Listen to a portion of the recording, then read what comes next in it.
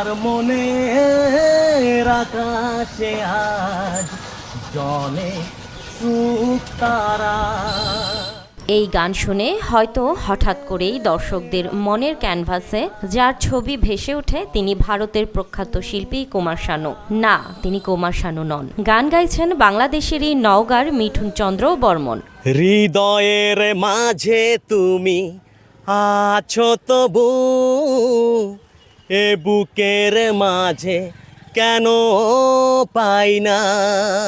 মিঠুন তার গায়ক সত্তাকে ধারণ করছেন শৈশব থেকেই। প্রতিষ্ঠিত শিল্পীদের মতোই গান গাইতে পারেন মিঠুন। যদিও রাষ্ট্রবিজ্ঞানে স্নাতকোত্তর শেষ করা মিঠুন পেশায় একজন রিক্সা চালক। আমার মাস্টার শেষ করছি আমি নওগাঁ সরকারি কলেজ থেকে, এবং এরপরে আমি ঢাকায় আসি জীবিকার তাগিদে। মানে গান জীবিকার তাগিদে বলতে আমি শুধুমাত্র গানকে ভালোবাসি, গানটা আমি করতে চাই সারাক্ষণ।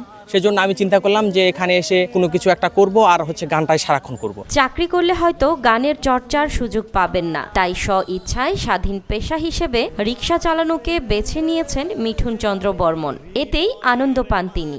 বান্ডেল থাকলে প্রতি সেনমানিতে টাকা বাঁচবে। বিকাশ সেনমানি বান্ডেল কিনে জিতুন প্রতি লেনদেনে। আমি তারপর চিন্তা করলাম যে আমার দ্বারা মনে হয় চাকরি টাকরি হবে না, আমি এমন কিছু করতে চাই যেটা আমার স্বাধীন একটা পেশা মনে হবে। যে কর্মের তো আসলে ছোট বড় কোনো কিছু হয় না, কর্মই যদি সৎ পথে থেকে কোনো কর্ম করা হয়, সেটা রিক্সা চালানো। আমি আজকে রিক্সা চালাচ্ছি, আর রিক্সাটা হুট করে প্রথম দিন থেকেই কাজ করা যায়, এবং একবেলা কাজ করলে দেখা গেল যে সারাদিনের 300-400 টাকা হয়ে যায়, সেটার খাবারের একটা যোগান দেওয়ার মতো। ছোটবেলা থেকে কুমার শানুর গান শুনতে শুনতে অনেকটা অবচেতন মনেই এখন কুমার শানুর মতো গান গাইছেন মিঠুন। ইচ্ছে করে কুমার শানু স্যারের সাথে গলার আমি যে জোরপূর্বক চেষ্টা করব, আসলে কারোর গলার সঙ্গে কারোর গলা কণ্ঠ কারোর মানে ইচ্ছা করলে পারা যায় না। এটা আসলে হয়তো কিছুটা হয়তো আমার 1% বা 2% হয়তো কিছুটা থ্রোয়িং মিলে যায়, এই জন্য হয়তো বা এটা হয়তো অনেকের কাছে মনে হয় যে বিখ্যাত কণ্ঠশিল্পী কুমার শানুর মতো আওয়াজ আসছে। নিম্ন মধ্যবিত্ত পরিবারে বেড়ে ওঠা মিঠুন ছোটবেলা থেকেই গানের প্রতি আসক্তি থাকা সত্ত্বেও অর্থের অভাবে কখনো প্রাতিষ্ঠানিক তালিম নিতে পারেননি। আমি ছোটবেলা থেকেই গান করতাম, সে গানটা নিজেকে যে বিকশিত করব বা সবার সামনে তুলে ধরবো সেরকম আমি সুযোগ কখনো পাইনি, কারণ পরিবার আর্থিক অবস্থাও খুব একটা ভালো না, খুব কষ্ট করে পড়ালেখা করছি। মিঠুনের দিনে শুরু হয় তার সুমধুর কণ্ঠে গান চর্চার মধ্য দিয়ে। গানের সুরে সুরে চলে তার রিকশার প্যাডেল। পথচারী থেকে শুরু করে এলাকাবাসী কিংবা যাত্রীরা সবাই বিমোহিত হন তার গানে। কেউ কেউ গন্তব্যে যাওয়ার পথে তাকে পেয়ে হন মহা খুশি। ওনার রিক্সাতে উঠছিলাম ফার্স্ট, ওটার পরে ওনার গান যখন শুনলাম, শোনার পরে দেখি অত্যন্ত ভালো গান। প্রশ্ন করলাম যে আপনার বাড়ি কোথায়? তোমাকে তো রিক্সাওয়ালা হিসেবে মনে হয় না, লেখাপড়া কত দূর তোমার? তখন বললো যে আমার লেখাপড়া মাস্টার্স কমপ্লিট করছি ভাই, এখন রিক্সা চালাইতেছি। উনি রিক্সা চালায়, ওনার কণ্ঠ এত সুন্দর, কণ্ঠস্বর কুমার শানুর মতো কণ্ঠ আর কি। উনি খুব গানের সুর ভালো, গান খুব সুন্দর লাগে, এলাকার মধ্যে ছড়ায় গেছে। মিঠুন গান ধরলেই রাস্তার লোক জড়ো হয়ে যায়। সকলেই মুগ্ধ হয়ে শোনেন তার গান। তারা বলেন যথাযথ নির্দেশনা পেলে গানের মাধ্যমে সবার মাঝে পরিচিতি লাভ করার সুযোগ পাবে মিঠুন। আমি রাস্তা দিয়ে যখন যাইতেছিলাম তখন দেখি যে রাস্তার পাশে গান গাইতেছে, তার আমি ওইখানে দাঁড়াইলাম। দাঁড়ানোর পর দেখি সে গান গাইতেছে, গানটা অনেক সুন্দর লাগছে, কুমার শানুর মতো কণ্ঠ।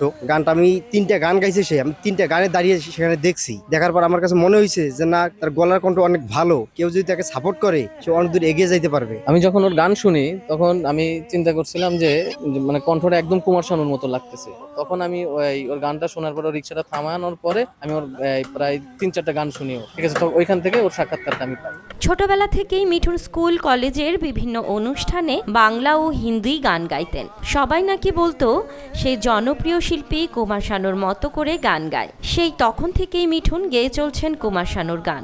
সবসময় বিভিন্ন স্কুল কলেজের অনুষ্ঠান অ্যাটেন্ড করতাম, এবং আমার স্যারেরা খুব আমাকে নাম করতো, গানের প্রশংসা করতো। আমার বন্ধু বান্ধব, আত্মীয় স্বজন, পরিবার পরিজন, এবং এখন বর্তমানে ঢাকায় যেখানে আছি, সবাই একটা কথাই বলতো, তোমার কণ্ঠ তো ভারতের বিখ্যাত কণ্ঠশিল্পী কুমার শানুর সাথে মিলে যায়। সবাই যখন বলতো যে কুমার শানুর মতো আসছে, তখন আমি বেশি করে কুমার শানুর স্যারের গানগুলো শুনতাম, এবং তখন নিজের মধ্যে ধারণ করতাম, এবং মনে করতাম যে আসলে তো সত্যি আসলে আমি সেই গানগুলো করতে খুবই খুবই শান্তি অনুভব করি। পড়াশোনার পাঠ চুকিয়ে মিঠুন চাকরিও নিয়েছিলেন একটি বেসরকারি প্রতিষ্ঠানে, কিন্তু সেখান থেকে নিয়মিত গান গাওয়ার সুযোগ ছিল না তার। এক পর্যায়ে চাকরিটিও হারাতে হয়েছে গান গাওয়ার কারণে। জীবনে। একটা চাকরি নিয়েছিলাম মাত্র 8,000 টাকার বেতনে একটা ড্যান কেক ফ্যাক্টরিতে, সারাদিন অক্লান্ত পরিশ্রম, কেকে ফ্যাক্টরিতে প্যাকেজিং করা। আজ থেকে এটা বেশ কিছুদিন আগে। সারাক্ষণ আমার ওই ফ্যাক্টরিতে থাকাকালীন মুখে শুধু গান লেগেই থাকতো। আমি গানের কারণে বকা টাকাও খাইতাম সুপারভাইজার যারা ছিল, এবং এক পর্যায়ে তারা আমাকে ওইখান থেকে বেরিয়ে করে দিছে যে না, এখানে চাকরি টাকরি করতে হবে না, তুমি অন্য কাজ করো। মিঠুন চন্দ্র বর্মনের গানের উপর নেই কোনো প্রাতিষ্ঠানিক শিক্ষা বা তালিম, তবুও তার আছে আকাশ সমান স্বপ্ন। স্বপ্ন দেখেন গানের মাধ্যমে সবার হৃদয়ে সারা জীবন বেঁচে থাকার। আমি জানি না আমি আসলে গায়ক হওয়ার যোগ্য কিনা, তবে আমি গানটা নিয়ে থাকতে চাই, এবং সেই সুযোগটা যদি ঊর্ধ্বতন সঙ্গীত ব্যক্তিরা আমাকে করে দেন তাহলে এটা আমার স্বপ্ন পূরণ হয়ে যাবে। জীবনে কোনো একদিন ভারতীয় শিল্পী কুমার শানুর সামনে দাঁড়িয়ে এক লাইন গান শোনাবেন, তবেই তার জীবন ধন্য হবে বলে মনে করেন মিঠুন। दिल का आलम मैं क्या बताऊं तुझे।